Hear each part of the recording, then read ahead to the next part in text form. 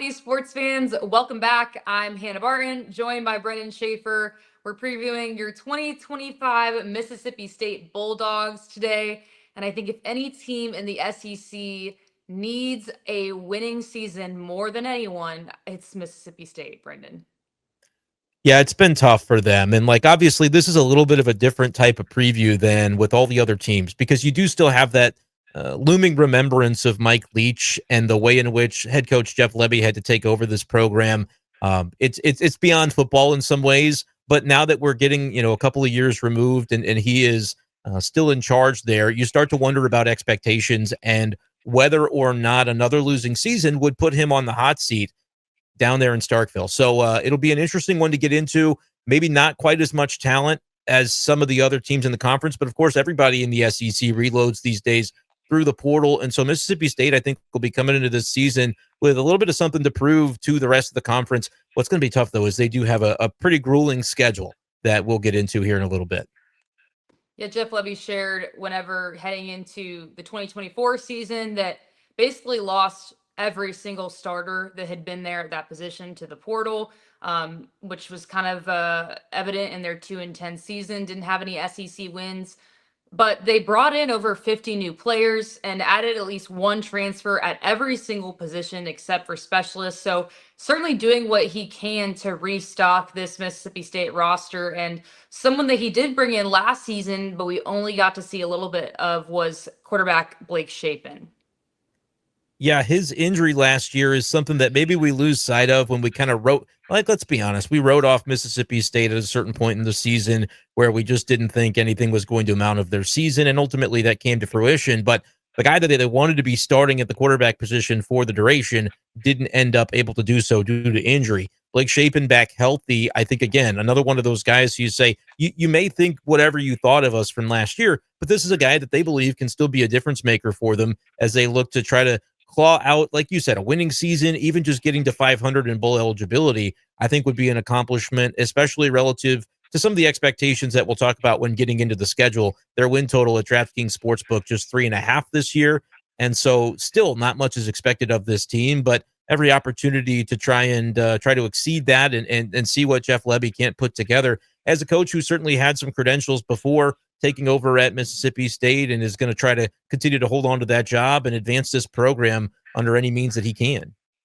Yeah, we know he's had success, especially offensively, coming from Ole Miss, then taking that Mississippi State job. And we talked about Blake Shapen at quarterback, that injury. He said at SEC Media Days that he feels like he's throwing better than he was before that injury.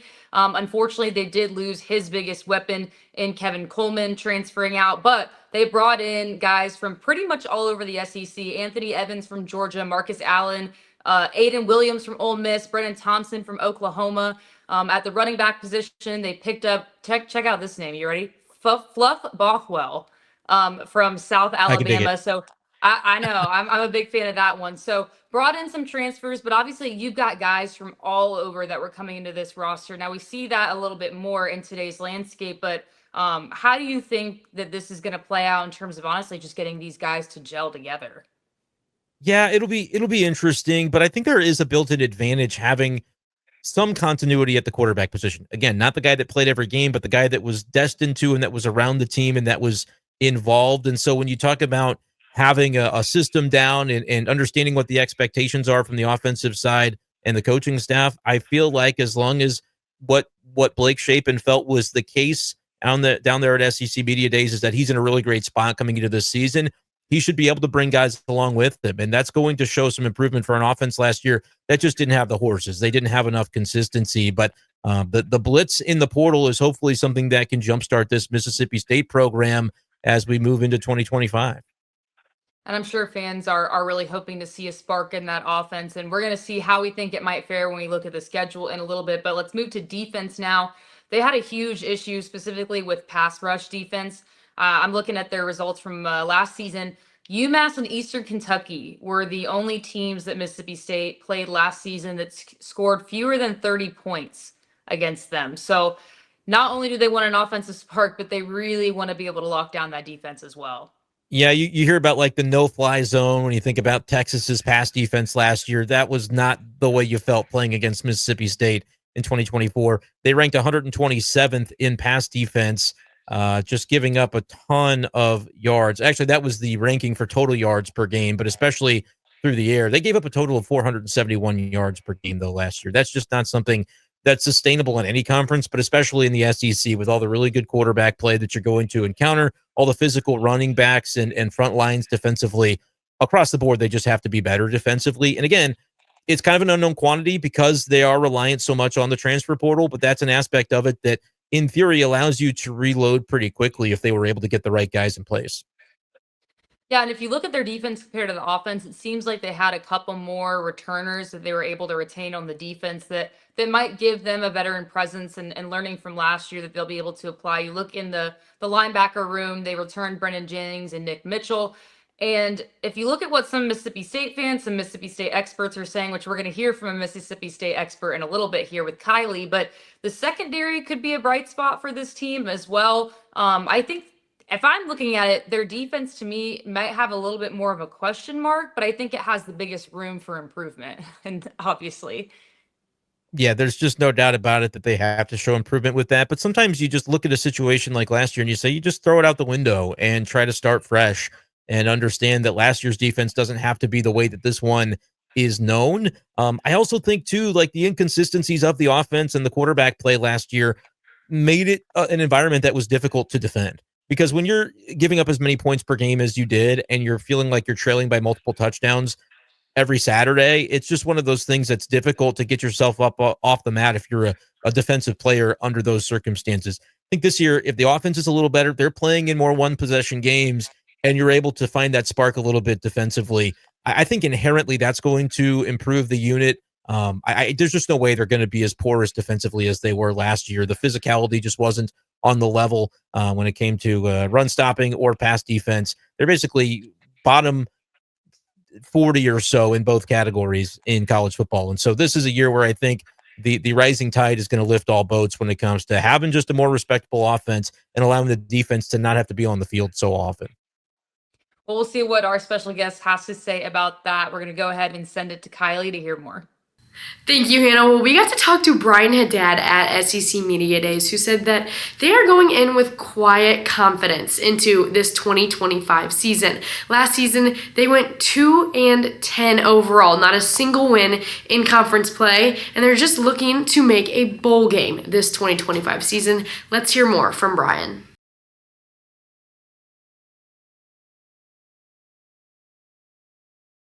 For me, when you go 2-10, it's tough to install a lot of confidence, especially when you don't really flip your roster all that much.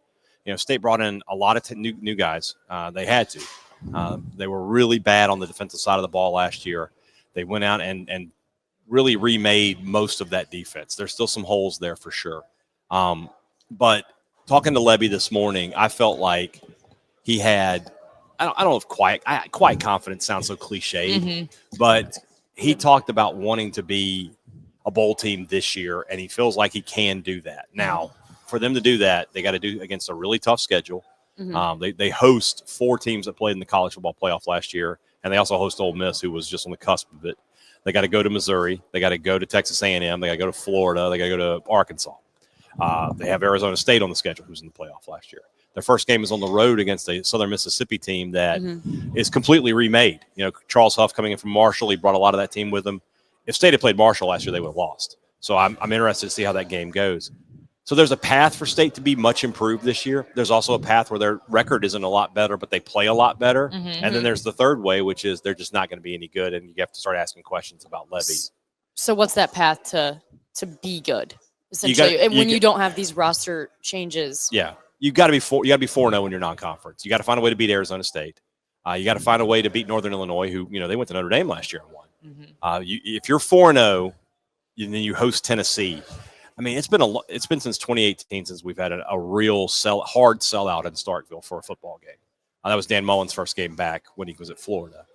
Since then, we've had some good crowds in Starkville, but they haven't been massive crowds.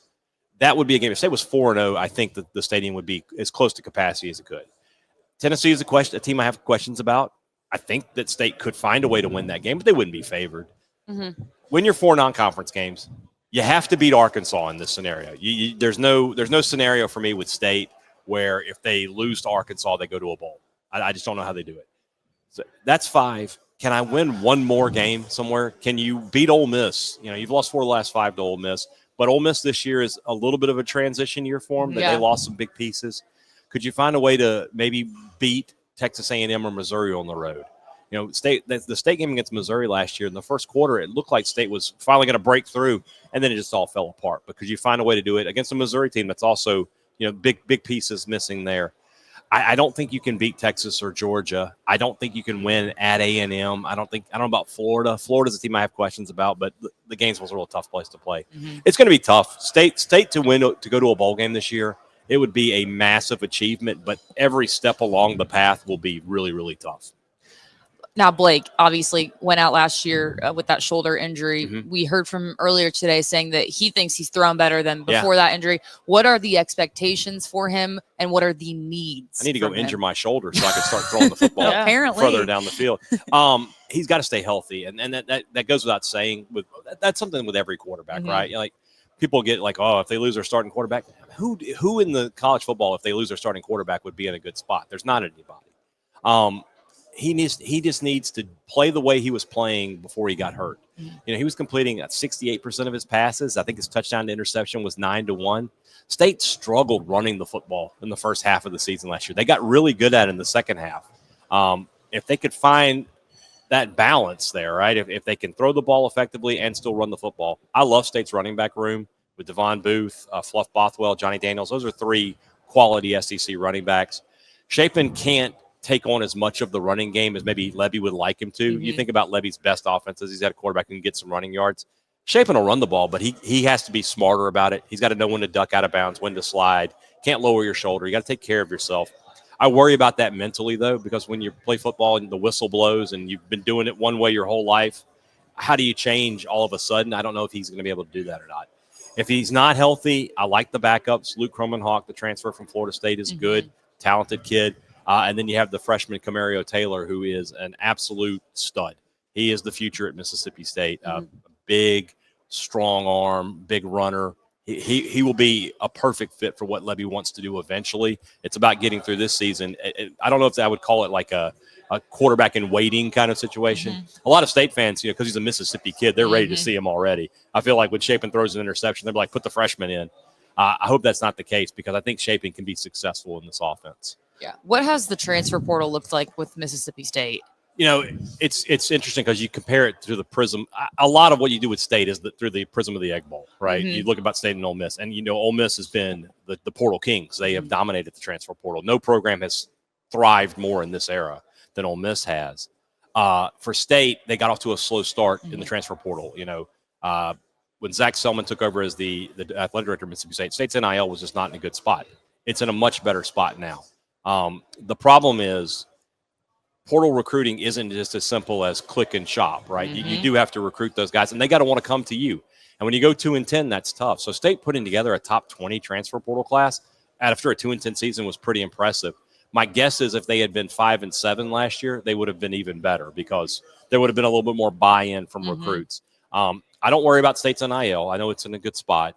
It's just about showing results, and that's how you're going to get recruits to show up in Starkville. Right. So you mentioned earlier that I'm going back to the schedule part, that they need to beat Arkansas. Last year they gave up 58 points against Arkansas. What are you expecting from their defense this year? How can they shut down teams like Arkansas? And the joke I've made a lot is if you only watched that game, if you didn't watch another game that year, Halen Green's the best quarterback that ever played college football. He destroyed Mississippi State that day. And you're right. It seems odd for me to say they need to win that game when they gave up 60 points and 700 yards last year to this team. 2 years ago, State won in Fayetteville in one of the ugliest games in recent history. They won 7-3. It was just a brutal. They should show that game to prisoners. That's a baseball score almost. It right really there. is. That's And I sat through 3-2, so I can't really say anything. The way to be better defensively is they're more talented now, and they have more depth. They have some guys who can actually play at this level. I mean, they were putting defensive linemen out there that had no business playing SEC football last year. This year, for the 2 deep on defense is good enough. Now, They don't have the superstars, and you need that. I filled out my All SEC ballot. I put Isaac Smith as a second-team defensive back, but that's it. And you think about Mississippi State, the team that's Chris Jones and Jeff Simmons and all these guys through the years that have played great defense at Mississippi State. They just don't have those kind of guys right now. And I think the addition of a couple of veterans, Paul Rhodes and Mike McIntyre, to the coaching staff as analysts. Coleman Hutzler was a first-year coordinator. I thought that was a really interesting decision by Lebby. Normally a first-year coach would go get a veteran coordinator to lean on.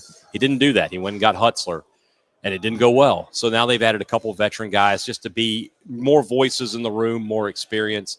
State, they almost can't be worse defensively than they were ago. they would really have to get out a shovel and dig. Right. So I think they're just going to be better almost by happenstance. And they don't have to be great.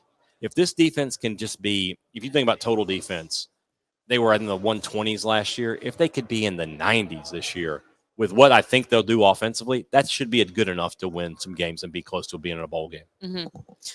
How much are they going to rely on? You talked about kind of the way they've tried to build up a little bit more on the defense and replace some things that maybe were missing last year, specifically like a more veteran presence. Yeah. What are they going to need for that? Especially when it comes, tackling was abysmal. Yeah. That's the only word you can use to describe it. I like their linebackers. Brenden Jennings played at State last year. He was okay. He was okay. The biggest problem for State last year was his defensive line. When the offensive guards and tackles are on you after the ball is snapped, if the defensive line's providing no resistance, well, State went out and they got a guy, Will Whitson from Coastal Carolina. He's a real prospect there. They're hopeful that this year with Trevion Williams that he can finally break through. He was kind of the guy out of high school that they said, all right, of this lineage of MSU defensive linemen, he's the next guy, and it has not worked out for him yet. Guys like Darian Gillette and Jere Bledsoe from Texas. They bring in Jalen Smith from Tennessee. They brought in some guys. They sort of fit the profile of highly recruited out of high school, and it just hasn't clicked for them yet. And so you're hopeful it clicks in Starkville. Malik Solo would be another one from Texas A&M. These are all guys who were high 4-star prospects out of high school. It just hasn't clicked. Now, there's the other side of that coin is, well, if they're juniors and it hasn't clicked yet, maybe you just go ahead and say that's not ever going to click. That could very well be the case. State is banking on them coming in and getting that opportunity and being better. If State is better on the defensive line, everything else kind of takes care of itself. Their weakest spot is cornerback. That's where they didn't improve in the transfer portal. They don't really have an elite guy there, and I don't know what that position is going to look like. So I'm worried that teams will be able to attack State vertically a lot.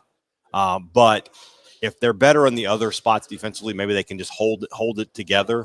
But that cornerback position is a real concern in Starkville. So you mentioned all these people coming in. I know that they lost Kevin Coleman Jr. to Missouri. And that kind of bums out the excitement. You also said that the attendance, like people aren't going. How can Jeff Lebby pull people in and get excitement going for this upcoming season and maybe for the seasons to come? It would go a long way to just really beat Southern Mississippi badly. And I don't know that that's going to happen or not. 10 years ago that would have happened. Southern Mississippi was not in a spot to be able to compete with Mississippi State. When I was a kid, that was a hotly contested game. It played every year, and those games were really close. And USM won a lot of them. Then you have the SEC network comes along, and all of a sudden Mississippi State's athletic budget is $100 million, and Southern Mississippi's is $20 million, and the programs just kind of separate. If State goes down to USM and struggles, it's going to be okay. Here we go again. This team's not any good. But if they could put together a big win, if they could win 38-10 or something like that, that gives you a little bit of excitement, right? Yeah. So then we go next week at Arizona State, night kickoff, college football playoff team. They'll be ranked coming in. Can you beat them? That was a game that State lost that game by 7 last year. And defensively, they were not good, but that's the one game of the year I'd blame on the offense. They couldn't run the football. They ran the ball for 2 yards total. And that's not an exaggeration. They ran for 2 yards. And and you can't win football games like that. So if they can be better and beat Arizona State, okay, now we're rolling a little bit, 2-0. They play Alcorn State. That's an FCS team. You'll beat them, right? So now you're 3-0. Okay, Northern Illinois. At 3-0, you should think you're going to beat Northern Illinois. Right. Beat them, and then you're off and running. The first 4 games of the schedule are those are the easiest ones because you're in the SEC. Those are your non-conference games. Got to find a way somehow to win them all.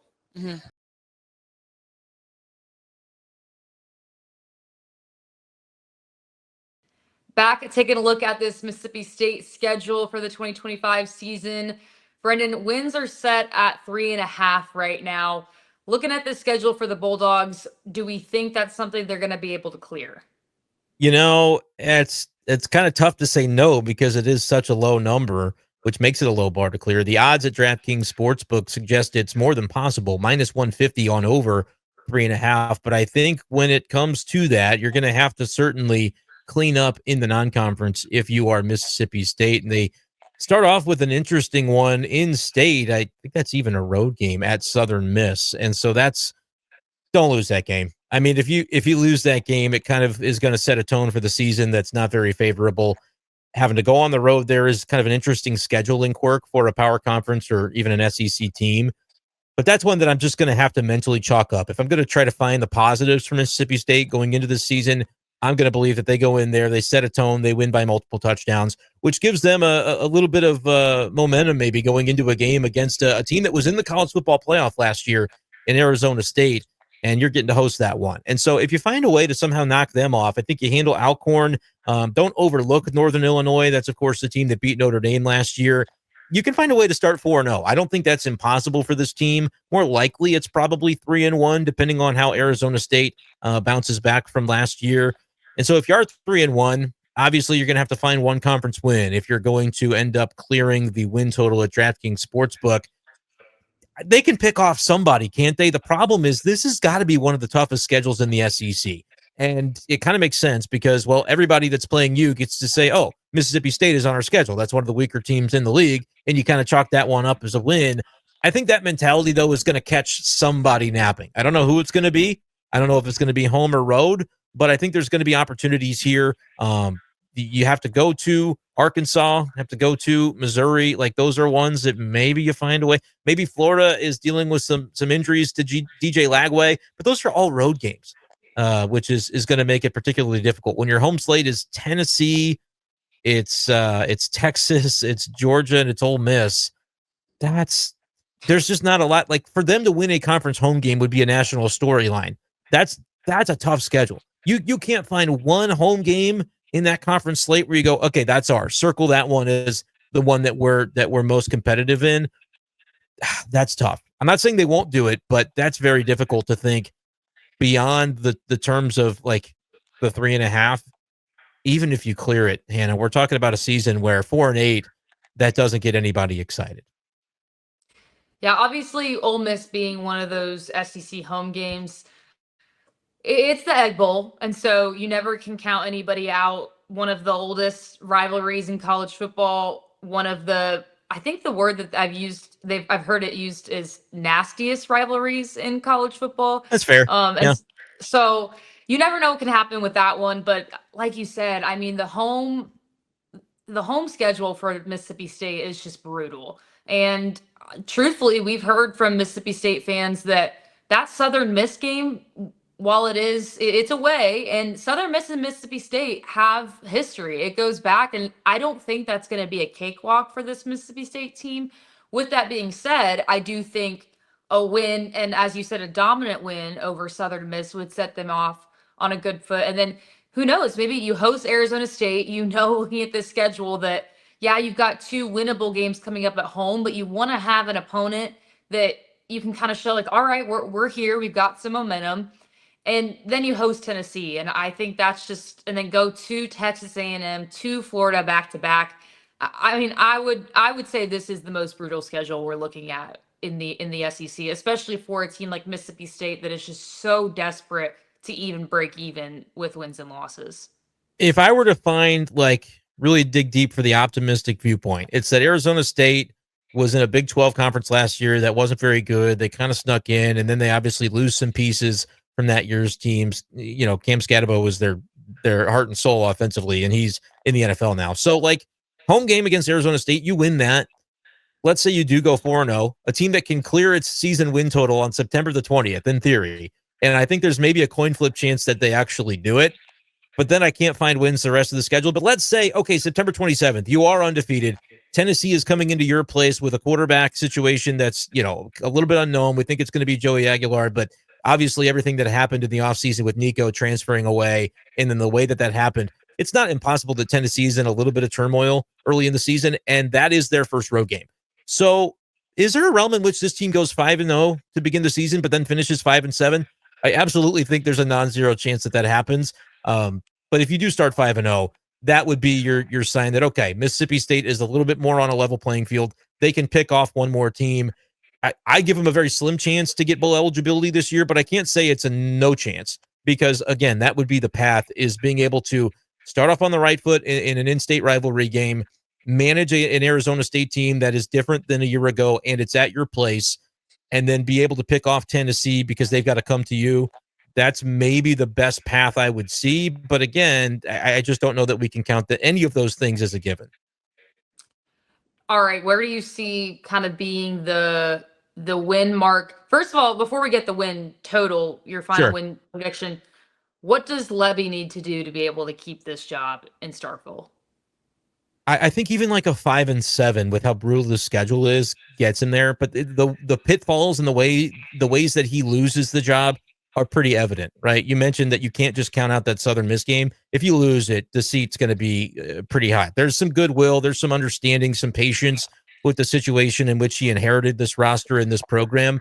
But that's not a game that I feel you can lose. I don't know if they'd fire him after week 1, but if you start off, 2-2, and then you start really dropping games in conference, and how do you play? How do you look in those losses in the SEC? I think could matter as well. But look, they might even say, hey, for whatever reason, this is just not going to be the guy. We hired him under these circumstances. And unless he kind of really goes above and beyond to surprise us, maybe this could be a situation where the leash is a little bit shorter.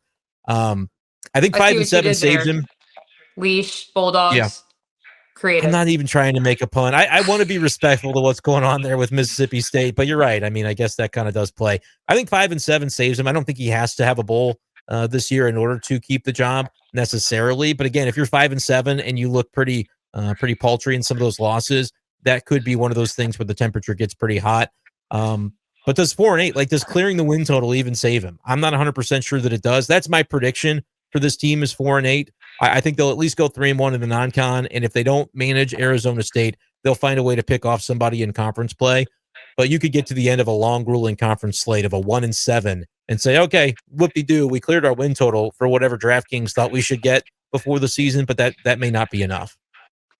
Well, we'll have to see how this Mississippi State team looks this season. I think even if you're not a Bulldog fan, you're hoping to see just a glimmer of hope down there in Starkville, because it's brutal seeing any team in the SEC have to handle what this Mississippi State team is dealing with. But we'll have to see as the season goes on. Of course, we're going to cover their season and all these other SEC teams for you as we head into football season. But thanks for joining us for today's preview of the Mississippi State Bulldogs.